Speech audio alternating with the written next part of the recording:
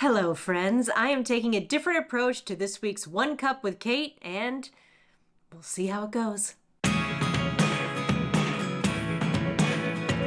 Okay, so instead of wandering around and rambling or sitting in front of the camera and rambling, I decided to write a few things down and basically read you a story.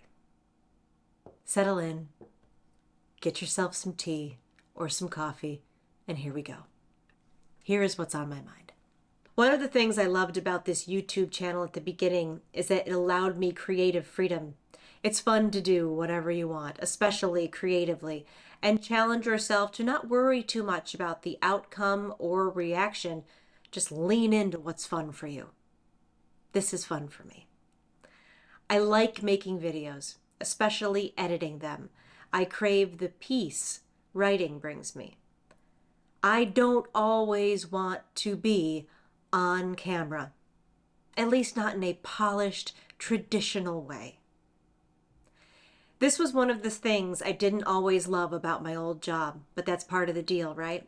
There is an obligation to not only be on camera, but to be on camera, whether you feel like it or not. And sometimes, my friends, I did not.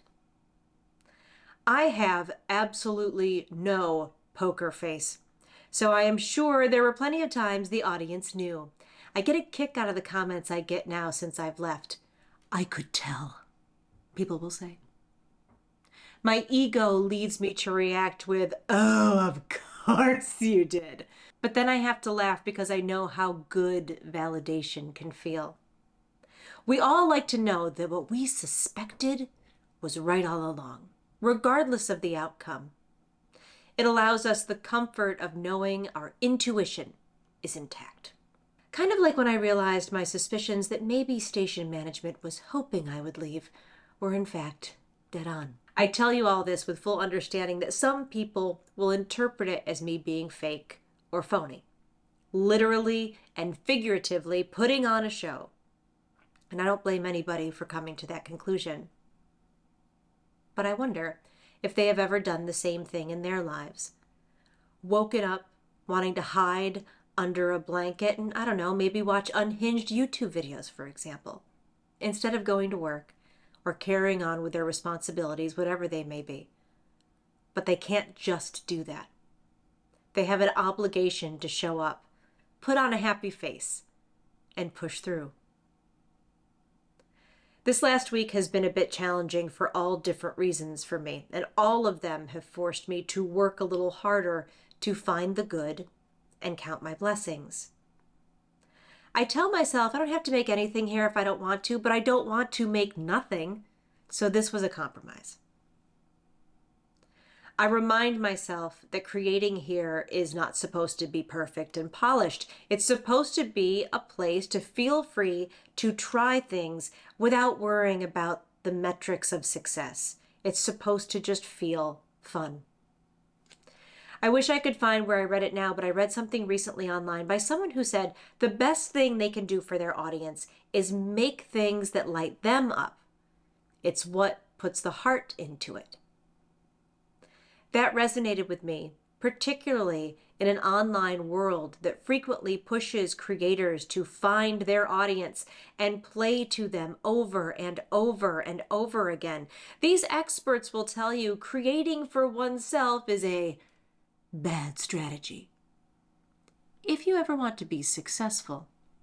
But in the same breath, they will tell you, if you're okay with that, then go for it. There doesn't seem to be any middle ground. Meanwhile, some creative people will call creating things you want to create selfish. It's all stuff that I consider and that I find interesting. But right now, my goal is to show up, and maybe even more importantly, challenge myself to reimagine what showing up looks like. So what if you don't feel like making a vlog or an organized and rehearsed talk to the camera video? Guess what? You don't actually have to shoot a bunch of B-roll to cover a written piece when you could literally just record yourself reading it. Who does it hurt? And what's the difference? And who is actually making the rules?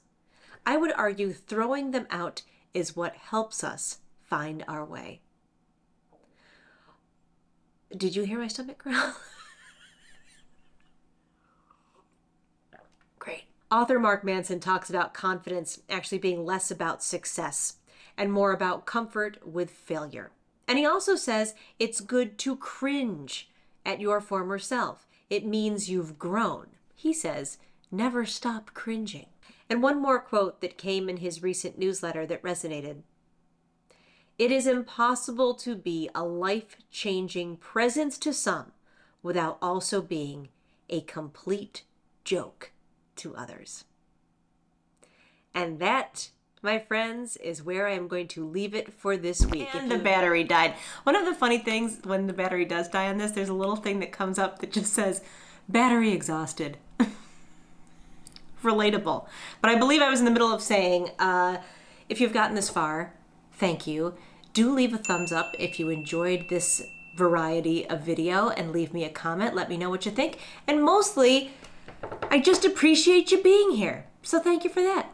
And I'll see you next time.